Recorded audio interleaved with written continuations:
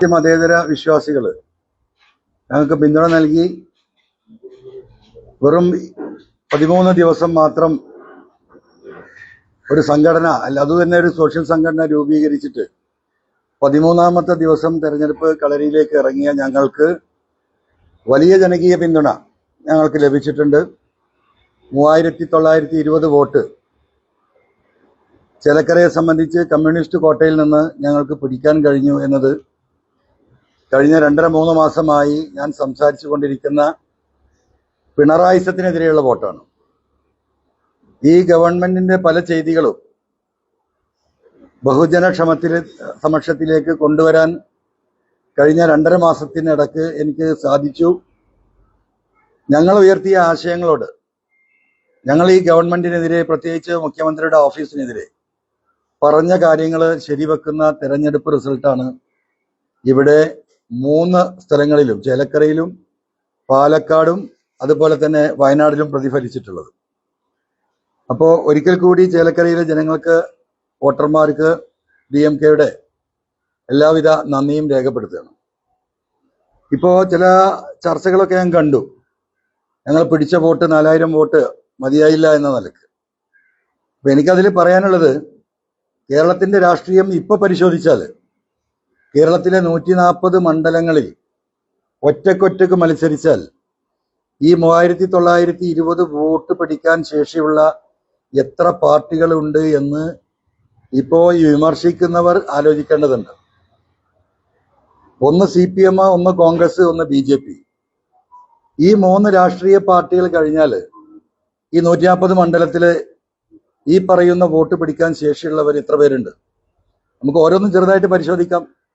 CPI തന്നെ നമുക്ക് ആദ്യം എടുക്കാം. ഒരു ഉദാഹരണമായിട്ട് CPI ഈ 140 മണ്ഡലങ്ങളിൽ മത്സരിക്കുകയാണെങ്കിൽ ഒരു 20 മണ്ഡലത്തിലപ്പുറം ഏതെങ്കിലും ഒരു മണ്ഡലത്തിൽ 1000-ത്തിനപ്പുറം വോട്ട് കിട്ടുമോ അല്ലെങ്കിൽ 2000 വോട്ട് കിട്ടുമോ എന്ന് കേരള ജനതക്കറിയാം. അതിന്റെ ഏറ്റവും വലിയ തെളിവ് 2011 ഇവിടെ ഏറനാട് ഞാൻ മത്സരിക്കുമ്പോൾ ഇടതുപക്ഷത്തിന്റെ പിന്തുണയോട് കൂടിയിട്ടാണ് യഥാർത്ഥത്തിൽ അന്ന് LDF സ്ഥാനാർത്ഥിയായിട്ടാണ് CPIയുടെ സ്ഥാനാർത്ഥി മത്സരിക്കുന്നത്. ഒരു വിഭാഗം CPMമാർ അവരെ കൂടെ ഉണ്ട്. എന്നിട്ട് അവർക്ക് കിട്ടിയ വോട്ട് 2400 വോട്ടാണ്. ഇവിടെ കേരള കോൺഗ്രസ് മാണി ഇവിടെ മത്സരിക്കുകയാണെങ്കിൽ എത്ര സീറ്റിൽ ഈ 3900 വോട്ട് കിട്ടും? ഒരു 10 സീറ്റിൽ അല്ലെങ്കിൽ ഒരു 15 സീറ്റിൽ, അതിന്റെ അപ്പുറം ഉണ്ടാവില്ലല്ലോ. മുസ്ലിം ലീഗ് കേരളത്തിലെ 4ാമത്തെ വലിയ പാർട്ടിയെന്ന് പറയാം. ഒരു 10, 30, 40 സീറ്റിൽ അവർക്ക് നല്ല വോട്ട് കിട്ടിയേക്കാം. അതിനപ്പുറമുള്ള ഒരു 100 സീറ്റ് പരിഗണിച്ചാൽ ഈ വോട്ട് കിട്ടുന്ന എത്ര മണ്ഡലങ്ങൾ ലീഗിനുണ്ടാവും? അങ്ങനെ കേരളത്തിന്റെ ഓരോന്നും പരിശോധിച്ചാൽ, ഇപ്പോ LDFിലായാലും UDFിലായാലും ഘടകകക്ഷികളെ പരിശോധിച്ചാൽ എത്ര വോട്ടാണ് അവർക്കുള്ളത്? അവർ 2-3 മണ്ഡലത്തിൽ, അതിലപ്പുറം ഇല്ല. അപ്പൊ സ്വാഭാവികമായിട്ടും 10-13 ദിവസം മാത്രമായ ഒരു സോഷ്യൽ സംഘടന, ഞങ്ങൾക്ക് നിയോജക മണ്ഡലം കമ്മിറ്റി ഇല്ല, പഞ്ചായത്ത് കമ്മിറ്റി ഇല്ല, ബൂത്തുകളില്ല, ബൂത്തിൽ പ്രവർത്തിക്കാൻ ആളില്ല.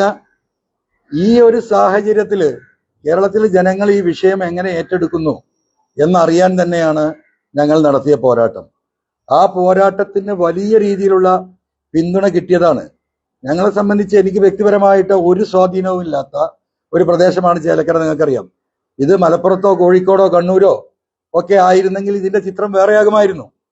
കൃത്യമായ രാഷ്ട്രീയ ആശയത്തിന് മാത്രം കിട്ടിയ വോട്ടുകളാണ് ചേലക്കരയിൽ ഞങ്ങൾക്ക് കിട്ടിയിട്ടുള്ളത്. പിന്നെ ഞങ്ങളെ പാർട്ടിയെക്കുറിച്ച് വലിയ വിമർശനം നടത്തുന്നവരൊക്കെ പറയുന്നത് PC ജോർജ് പാർട്ടി ഉണ്ടാക്കിയിട്ട് എന്തായി എന്നാണ് ചോദ്യം. എനിക്ക് അവരോട് പറയാനുള്ള മറുപടി, 2015 അരുവിക്കര ഉപതെരഞ്ഞെടുപ്പിലാണ് ഈ പറയുന്ന PC ജോർജിന്റെ പാർട്ടി ഒരു മുന്നണിയായി ആന്റി കറപ്ഷൻ ഡെവലപ്മെന്റ് ഫ്രണ്ട് എന്ന് പറഞ്ഞുകൊണ്ട് 90ഓളം ജാതി മത സംഘടനകളെ ഒരുമിച്ച് നിർത്തിയിട്ടാണ് അന്ന് അദ്ദേഹം അവിടെ മത്സരത്തെ നേരിട്ടത്. സ്ഥാനാർത്ഥി ആരാക്കണമെന്ന് നോക്കാൻ വേണ്ടി റഫറൻഡം നടത്തിയാൽ അന്ന് 4000 ആളുകൾ പങ്കെടുക്കുമെന്നാണ്. പക്ഷെ വോട്ട് എണ്ണിയപ്പോൾ എത്രയല്ലത്? 1296 വോട്ട്. അപ്പൊ അതിൽ നിന്നൊക്കെ വളരെ വ്യത്യസ്തമായിട്ട് ഒരു രാഷ്ട്രീയ ആശയത്തിന്റെ അടിസ്ഥാനത്തിൽ ഞങ്ങൾ മുന്നോട്ട് പോവുകയാണ്. ഇപ്പൊ ചേലക്കരയിൽ തന്നെ ഞങ്ങൾ പരിശോധിക്കൂ, 39,600 വോട്ടുണ്ടായിരുന്നു സഖാവ് രാധാകൃഷ്ണന്. എങ്ങനെ ഈ 12,000-ലേക്ക് കുറഞ്ഞത്?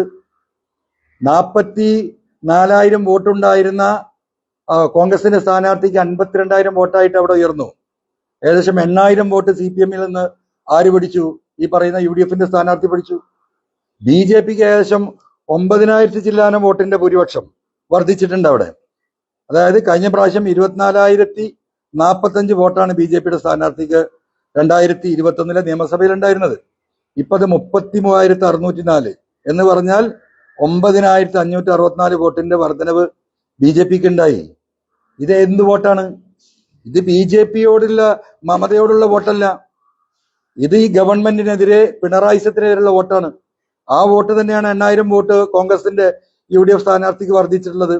ആ വോട്ടിൽ തന്നെയാണ് ഒരു വലിയ വിഭാഗം 3,920 വോട്ട് ഞങ്ങൾക്ക് കിട്ടിയിട്ടുള്ളത്.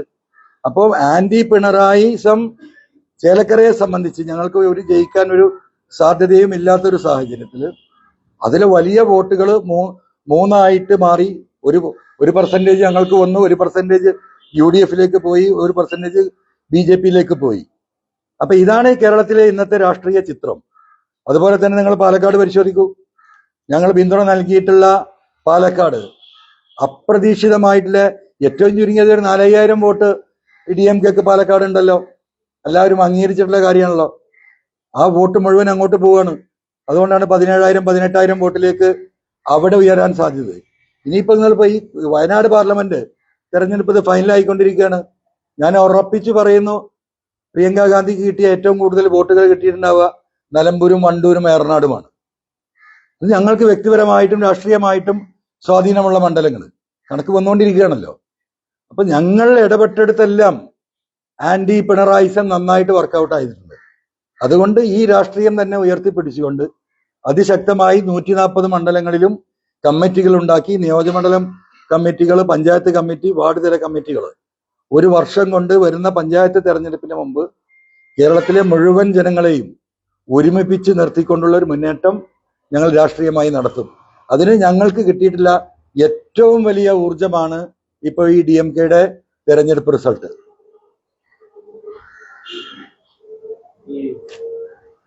പാലക്കാടാണെങ്കിലും വയനാട്ടിലാണെങ്കിലും ഭൂരിപക്ഷം വർദ്ധിച്ചത് DMKയുടെ കൂടി പിന്തുണകൊണ്ടാണ് പറയുന്നത്. അതെ, ഇതില് അങ്ങയുടെ LDFന്റെ ഭാഗത്തുനിന്നാണ് UDFന്റെ ഭാഗത്താണ് അങ്ങയുടെ നമ്മൾ ഈ വോട്ട് വരുന്നത് ഏകദേശം 80% CPMൽ നിന്നും ഇടതുപക്ഷത്തു നിന്നുമാണ്. 80% of voters supporting DMK from LDF. എന്നൊരു തർക്കമില്ല.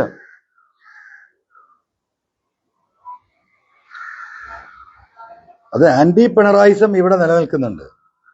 പിണറായിസത്തെ ഇനിയും ആ സംവിധാനത്തെ തുടരാനാണ് CPM ഉദ്ദേശിക്കുന്നതെങ്കിൽ മുഖ്യമന്ത്രിയെ ആ മുഖ്യമന്ത്രി സ്ഥാനത്ത് നിന്ന് അദ്ദേഹത്തെ മാന്യമായിട്ട്, ഇപ്പൊ യെച്ചൂരിയുടെ ഒരു പോസ്റ്റ് ഒഴിവുണ്ടല്ലോ, പാർട്ടിയുടെ ദേശീയ സെക്രട്ടറി, അത്തരം ഒരു സ്ഥാനത്തേക്ക് മാന്യമായി അദ്ദേഹത്തെ മാറ്റിയിട്ട് കേരളത്തിലെ CPM ഇന്നത്തെ ഭരണ സംവിധാനത്തിൽ വലിയ മാറ്റങ്ങൾ വരുത്തിയിട്ടില്ലെങ്കിൽ വരാനിരിക്കുന്ന 2026 തെരഞ്ഞെടുപ്പ് എന്ന് പറയുന്നത് CPMനെ സംബന്ധിച്ച് മറ്റൊരു പശ്ചിമ ബംഗാളായിരിക്കും എന്നാണ് എനിക്ക് വ്യക്തിപരമായിട്ട് ആ വിഷയത്തിൽ ഞാൻ മനസ്സിലാക്കിയിട്ടുള്ളത്. പാലക്കാട്ട് കോൺഗ്രസിനെ ചൊല്ലി വലിയ വിവാദങ്ങളുണ്ടായിരുന്നു. അപ്പോ അവിടെ രാഹുൽ വിജയിക്കുന്ന സാധ്യതയുണ്ട്. താങ്കൾ തന്നെ പറഞ്ഞിരുന്നത് കോൺഗ്രസ് അവിടെ കാര്യമായി പ്രവർത്തിക്കുന്നില്ല, ഇങ്ങനെ പോയാൽ അവിടെ തോൽവി സംഭവിക്കുമെന്ന് പറഞ്ഞു. അത് പറഞ്ഞിരുന്നത് വാസ്തവമാണ്. അതിനുശേഷം കോൺഗ്രസ് നേതാക്കന്മാരായിട്ട് സംസാരിച്ചല്ലോ. അതിനുശേഷം അവർ തമ്മിലുള്ള അഭിപ്രായ വ്യത്യാസങ്ങൾ പലതും പറഞ്ഞു തീർത്തു. വളരെ ശുഷ്കാന്തിയോട് കൂടിയിട്ട് കഴിഞ്ഞ ഒരാഴ്ചയാണല്ലോ കോൺഗ്രസ് അതിശക്തമായി പ്രവർത്തിച്ചത്. അതിന്റെ കൂടെ റിസൾട്ടാണ് ഇപ്പോൾ ഉള്ളത്. നമ്മൾ വസ്തുതകളാണ് ചൂണ്ടിക്കാണിച്ചു കൊടുത്തത്. നമ്മൾ വെറുതെ പറയല്ലേ ഏത് പഞ്ചായത്തിലാണ് പ്രശ്നം, എവിടെയാണ് കോൺഗ്രസിന്റെ ഇന്റേണൽ പ്രോബ്ലംസ് എന്നുള്ളത് നമ്മളുടെ അറിവുകൾ നമ്മൾ നേതാക്കന്മാരുമായിട്ട് കൺവേ ചെയ്തിരുന്നു. അവരത് ഇടപെട്ടു, അതനുസരിച്ചുള്ള റിസൾട്ട് ഉണ്ടായി. പിന്നെ പാലക്കാടിനെ സംബന്ധിച്ച് നമുക്കറിയാം, കേരളത്തിലെ പൊതുസമൂഹം എടുത്ത നിലപാട് ആന്റി ഫാസിസമാണ്, ആന്റി RSS ആണ്, ആന്റി വർഗീയതയാണ്. അതുകൊണ്ട് തന്നെയാണ് വേറെ ഒരു കാര്യം ആലോചിക്കാതെ അവിടെ ആ രീതിയിൽ വോട്ടുകൾ വന്നത്. അവസാനമായിട്ട് ക്രിസ്ത്യൻ വോട്ടുകൾ ഒരുമിച്ച് ഇതാ കോൺഗ്രസിലേക്ക് BJPയിലേക്ക് പോകുന്നു എന്ന വാർത്തകളൊക്കെ ഉണ്ടായിരുന്നല്ലോ. അതൊന്നും ഒരു അടിസ്ഥാനപരമായിരുന്നില്ല എന്ന് ഇപ്പൊ പാലക്കാട് തെരഞ്ഞെടുപ്പ് തെളിയിച്ചിരിക്കല്ലേ. DMK പ്രവർത്തകർ അവസാന ഘട്ടത്തിൽ വളരെ സജീവമായിട്ട് മിൻഹാജ് അടക്കം നിങ്ങൾക്കറിയാം പല ബൂത്തുകളിലും ഭക്ഷണം വരെ എത്തിച്ചു കൊടുത്തത് DMKയുടെ പ്രവർത്തകര് നമ്മുടെ സ്ഥാനാർത്ഥിയായിരുന്ന മിൻഹാജിന്റെ നേതൃത്വത്തിൽ. നിങ്ങൾ പലരും അത് റിപ്പോർട്ട് ചെയ്താണല്ലോ. ചേലക്കര അങ്ങ് എത്ര വോട്ടായിട്ട് പ്രതീക്ഷിക്കുന്നു? നമ്മൾ 5000 വോട്ട് പിടിക്കുക എന്നുള്ള ഉദ്ദേശത്തോട് കൂടിയിട്ടായിരുന്നു നമ്മൾ പോരുന്നത്. ഒരു 5000 എങ്കിലും പിടിക്കണം. അത് 3920 നിന്നു ഒരു 1000 വോട്ടിന്റെ കുറവ് വന്നു. അത് സത്യത്തിൽ അതിലേറെ വോട്ട് നമുക്ക് കിട്ടുമായിരുന്നു. എന്ത് സംഭവിച്ചു കഴിഞ്ഞാൽ പാലക്കാട് തെരഞ്ഞെടുപ്പ് ഒരാഴ്ച നീണ്ടപ്പോൾ പാലക്കാട് ഉണ്ടായിരുന്ന മുഴുവൻ നേതാക്കളും UDF-ന്റെയും LDF-ന്റെയും നേതാക്കൾ, പ്രത്യേകിച്ച് LDF-ന്റെ നേതാക്കന്മാർ ഒരാഴ്ചയിലധികം ഈ പറയുന്ന ചേലക്കരയിൽ വന്നിട്ട് ഞങ്ങളെ ഡിഫെൻഡ് ചെയ്യാനാണ് നോക്കിയത്. ഓരോ വീടുകളും കയറി ഇറങ്ങി ആ വോട്ടുകൾ തടുക്കാനുള്ള വലിയ ശ്രമം നടത്താൻ LDF-ന് സാധിച്ചു, ഇലക്ഷൻ നീണ്ടതുകൊണ്ട്. അല്ലെങ്കിൽ ഒരു 7000 വോട്ടിലേക്ക് ഞങ്ങൾ എത്തുന്ന രാഷ്ട്രീയ സാഹചര്യം അവിടെ ഉണ്ടായിരുന്നു. ഇപ്പൊ ഈ പ്രതിപക്ഷമായിട്ട് സഹകരിച്ചാണ് ഇപ്പൊ മുന്നോട്ട് പോയത് പാലക്കാട്. ഇനി എങ്ങനെ അങ്ങനെ തന്നെ മുന്നോട്ട് പോകാനാണ് ഉദ്ദേശിക്കുന്നത്? അല്ല, നമ്മുടെ രാഷ്ട്രീയം പറഞ്ഞുകൊണ്ട് ഈ പറഞ്ഞല്ലോ, ഞങ്ങൾ ഉയർത്തിയ ആന്റി പിണറായിസം, ആന്റി ഫാസിസം, ഈ 2-3-4 വിഷയങ്ങൾ ഉയർത്തിക്കൊണ്ട് നമ്മൾ സംഘടനാ സംവിധാനം ശക്തിപ്പെടുത്തി മുന്നോട്ട് പോകും പഞ്ചായത്ത് തെരഞ്ഞെടുപ്പ് വരെ. ആ പഞ്ചായത്ത് തെരഞ്ഞെടുപ്പിന്റെ ഈ ഒരു വർഷക്കാലത്തിനൊക്കെ പാർട്ടി എത്രത്തോളം ശക്തിപ്പെടുത്താൻ സാധിക്കുമോ ആ ഒരു സമയത്തുള്ള രാഷ്ട്രീയ സാഹചര്യം ആലോചിച്ചുകൊണ്ട് നമ്മൾ ഈ പറയുന്ന ആന്റി നെക്സസ് പൊളിറ്റിക്സുമായിട്ട് മുന്നോട്ട് പോവുക എന്ന് തന്നെയാണ് പൊതുവായിട്ട് തീരുമാനമെടുത്തിട്ടുള്ളത്. പഞ്ചായത്ത് തെരഞ്ഞെടുപ്പ് സജീവമായിട്ട് DMK സ്ഥാനാർത്ഥികൾ 14 ജില്ലയിലും വളരെ സജീവമായിട്ടുണ്ടാവും. അതിന്റെ പ്രചോദനമാണല്ലോ ഈ 4000 വോട്ട് എന്ന് പറയുന്നത്. ഇത്രയും നിങ്ങൾക്കറിയാം, LDF-ന് 98 MLA-മാർ, അതിൽ 10-21 മന്ത്രിമാര്, 10-20 8-10 MP-മാര്. കോൺഗ്രസിനെ സംബന്ധിച്ച് പ്രതിപക്ഷ നേതാവ് ഉൾപ്പെടെയുള്ള 10-40 MLA-മാര്, 10-20 MP-മാര്. BJP-യെ സംബന്ധിച്ച് വലിയ കേന്ദ്രമന്ത്രിമാർ ഉൾപ്പെടെ ഇവരെല്ലാം കൂടെ ചവിട്ടി മതിച്ച ഒരു ഇഞ്ച് നീങ്ങാൻ ഗ്യാപ്പില്ലാത്ത മണ്ഡലത്തിൽ നിന്നാണ് ഈ 3920 വോട്ട് വാങ്ങുക എന്ന് പറഞ്ഞാൽ അത് ചെറിയ രാഷ്ട്രീയമല്ലല്ലോ. നിങ്ങൾ 2000 മുമ്പുള്ള തെരഞ്ഞെടുപ്പ് ഒന്ന് പരിശോധിച്ച് നോക്കിയാൽ ഇവിടെ കുറെ പാർട്ടികൾ ഉണ്ടായിരുന്നല്ലോ. അവരൊക്കെ സിംഗിൾ ആയിട്ട് മത്സരിക്കുമ്പോൾ അറിയാം, 100 വോട്ട് കിട്ടാൻ ഒരു മണ്ഡലത്തിൽ കിട്ടാൻ ഗതിയില്ലാത്ത ഘടകകക്ഷികൾ കോൺഗ്രസിന്റെ കൂടെയുണ്ട്, ഈ പറയുന്ന LDF-ലുണ്ട്. 100 വോട്ട് ഒരു മണ്ഡലത്തിൽ കിട്ടാത്തവരാണ് മഹാഭൂരിപക്ഷം. 500 വോട്ട് രേക്കാൻ കഴിയില്ല. അവിടെയാണ് ഒരു കൊട്ടൻ പാറപ്പുറത്ത് CPM-ന്റെ ഉരുക്ക് കോട്ടയിൽ 40,000 വോട്ട് ഭൂരിപക്ഷമുള്ള ഒരു മണ്ഡലത്തിൽ ഈ രീതിയിൽ ഒരു മുന്നേറ്റം നടത്താൻ സാധിച്ചുവെങ്കിൽ അതൊരു ചെറിയ കാര്യമായിട്ടല്ല, വലിയ കാര്യമായിട്ട് തന്നെയാണ് കേരള ജനത കണക്കാക്കുന്നത്.